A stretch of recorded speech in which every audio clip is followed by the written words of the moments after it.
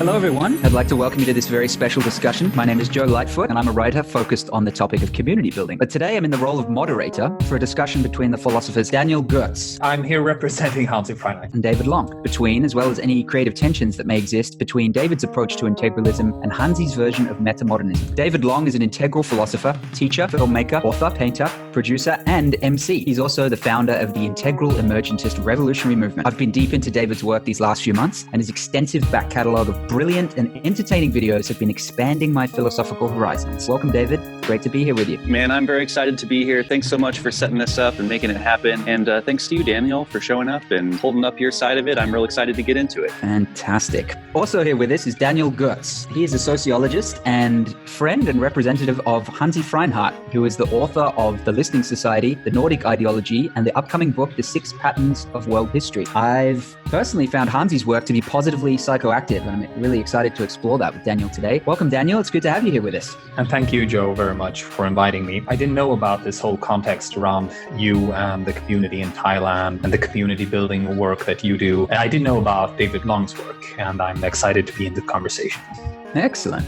So I wanted to start off by highlighting some of the things that you seem to have in common. Firstly, it appears you're both of a similar age and thus of the same generation, somewhere around late Gen X or early millennial. And what that means and what that's come across to me is that both of your philosophies and proposed political movements have a kind of fresh and prescient feeling to them. So that's similarity number one. There's another one that you both place a strong emphasis on the importance of developmental psychology. You both skillfully apply sincere irony in various forms of performance art as a means of effectively conveying your ideas. And you also both appear to be a reaction to or evolution of Ken Wilber's integralism. And I think this last similarity is a good place from which we can jump into the discussion. So Daniel, I'll start with you. I've heard you describe the integral movement as perhaps being not quite secular enough and also not focused enough on political change, whereas David, your critique seems to focus in on Wilber's preference for Buddhist ontology. So I'd like to invite you both to expand on that a little bit. I'll actually start with you, David, and then move over to you, Daniel. So yeah, give us your thoughts on that, David, if you would. Yeah, the reason that I'm so critical of the Buddhist ontology is because it's good on an individual level, but when it comes to scaling and trying to have an integral society, then it becomes biased and unhealthy and like trying to collapse everything into his particular preference. And so it starts with my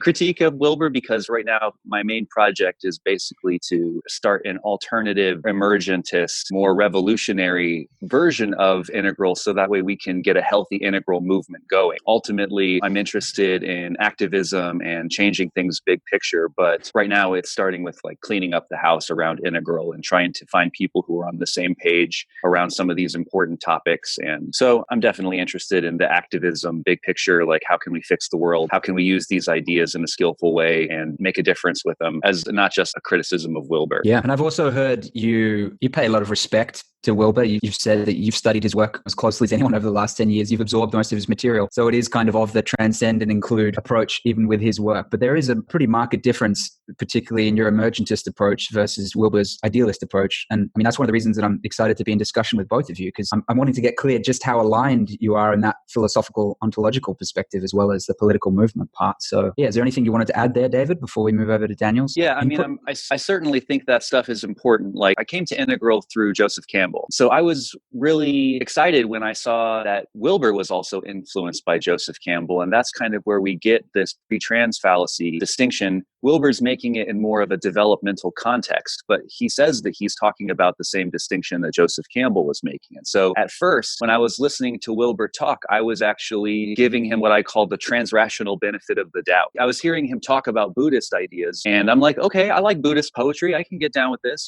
but when it's always Buddhist poetry, I started to be like, okay, well, what does he really mean? Like, does he really mean that there was this I amness before the Big Bang? Does he like literally believe in spirit? And when I started to really dig in deeper to really try to figure out what he thinks, not just give him like the benefit of the doubt for the best version of his read, I started to see that he breaks his own rules in lots of ways to integrate his own bias. And I don't feel like he's really doing a very good job of being true to his own methodology. Like, I think that I agree with a lot of his general distinctions and his basic methodology. I've been interested in how we can expand it further. There are ways it can be upgraded, and I've been working on doing that a little bit too. Like, I don't think it's good to just talk trash. I think if you're going to be critical, then you should also offer up solutions to those problems. And so I've been trying to do that as well. I definitely think that we can do integral better. And I'm not the only one. There was lots of criticism in the community before I got there. There was already a lot of criticism and a lot of work done by people. And so that really helped me to see Wilber's work better too. So there's lots of integralists who agree with me,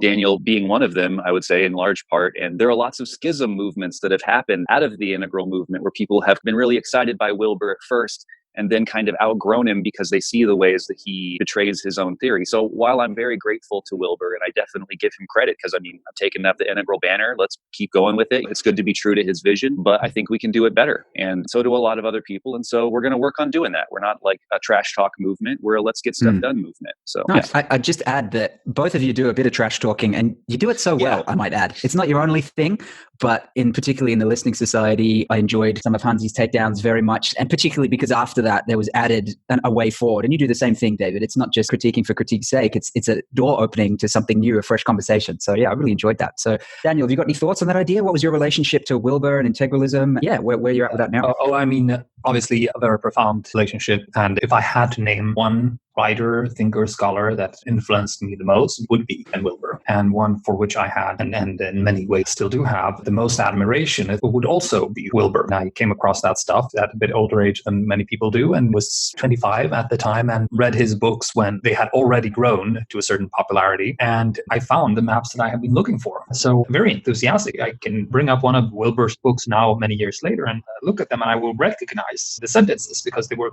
really imprinted in my brain. When I read them, my whole system, every cell was ready for this kind of perspective. So it was a very revolutionary process for me to get in touch with all of this.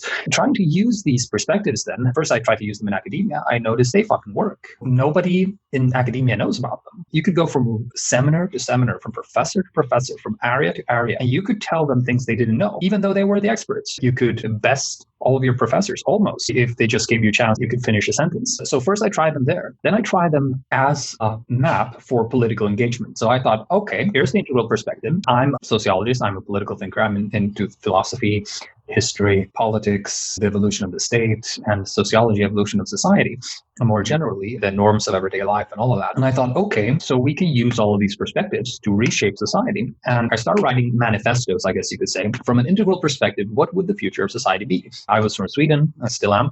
I figured, okay, what would be the future of a relatively progressive country such as Sweden? What would be a viable next step for this kind of society to take? And starting then using these different perspectives, I gathered a bunch of people. Emil was one of them, one of the other metamodernists today.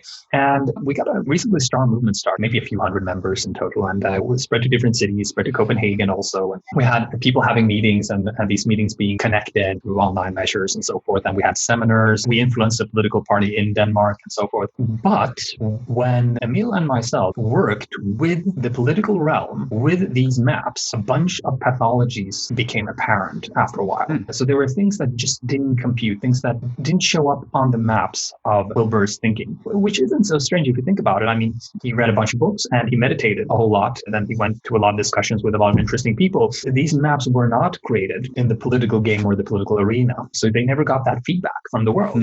And there was never this feedback process back and forth. So we started getting data, not hard data you could put in a sheet, but, soft data that you can discuss and have dialogue about over years. We noticed, hey, this doesn't work. So number one assumption we had was, okay, so you have modern people, orange people, you have green people, postmodern people, and then you have integral people, so yellow and turquoise and stuff. And according to these researchers, such as the spiral dynamics folks, you should be able to find something like 4% in a society like Sweden on the second tier, on the later stages.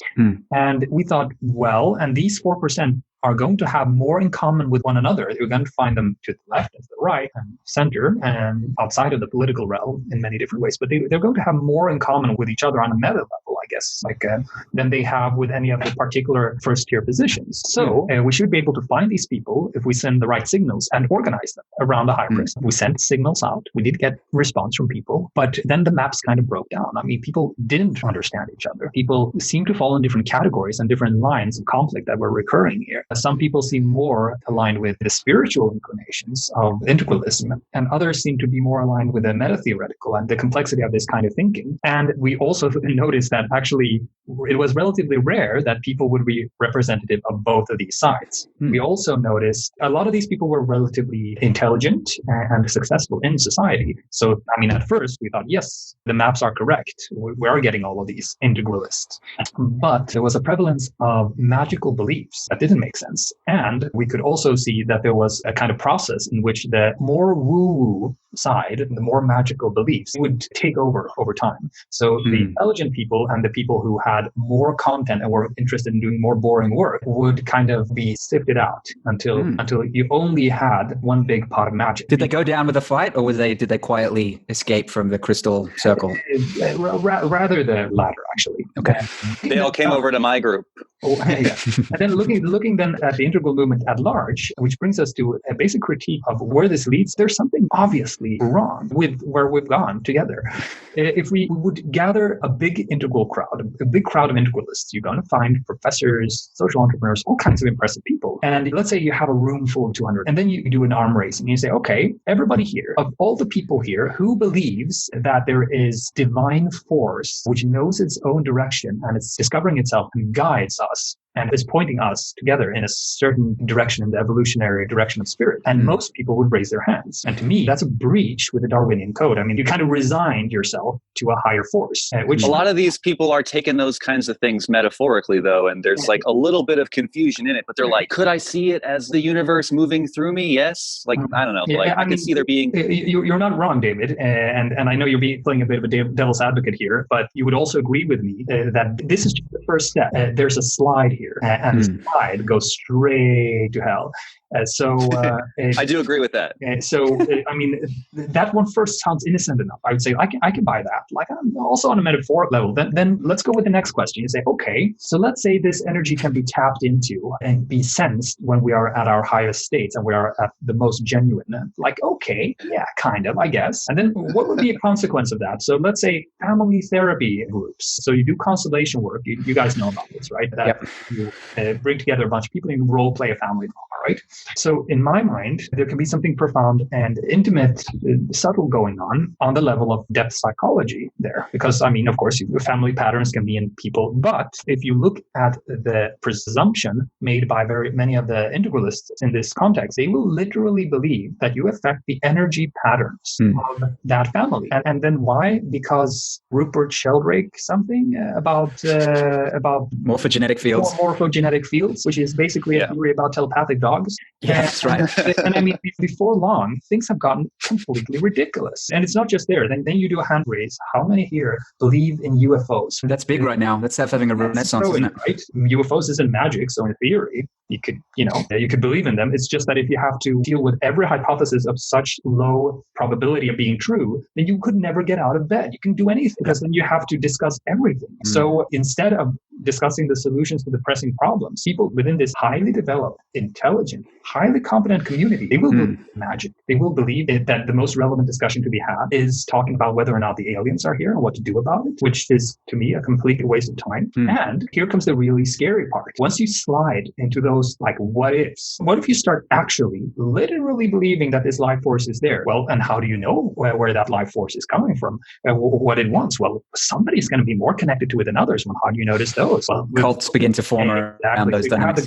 I had friends, and I think we're talking good, intelligent friends. And I will kind of keep my distance to these people, go to one or two of their meditations, because they would have like a little bit too starey eyes. And there would be this like, join us underneath all the time. And it's all based on what David would call a Buddhist ontology. It's not really just Buddhist, it's Vedic, I guess. Yeah. It's all based on the fact that they believe that there's this life force which goes back, and this is not a pre-trans fallacy thing. It's just pre. I mean, there's just a warp tunnel here when you're trying to go in the transrational direction. And you can also notice it in Wilber's writings. He's super smart.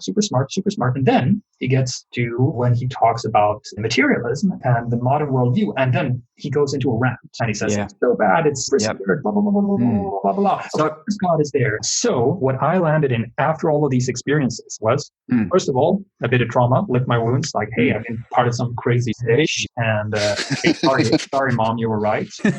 And the second part is, okay, so what do we do instead? Because I do see this stuff as freaking genius, Yeah. And so that's kind of the paradox to get around. So, okay, then we found metamodernism, which is another take on what comes after postmodernism rather than integralism. And metamodernism is actually not a stage theory or anything. It's just one of these many theories about which currents are there in the culture at large. Culture and art, arts and architecture and popular media and stuff. Yep. So me and Emil, we talked about this and we said, okay, let's call it metamodernism and let's secularize and let's politicize integralism. Let's update the models. Let's throw out the ghosts because there are ghosts here and they will harm people and they are harming people and they are making this movement completely impotent. And let us politicize it because when integralists get together, 5 years later, you still have integralists getting together talking about being integralists and they never do anything.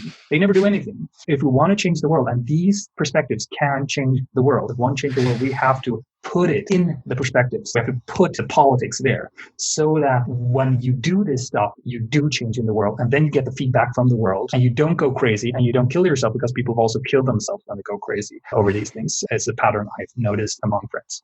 So these are serious issues. We have to seriously clean the dish up.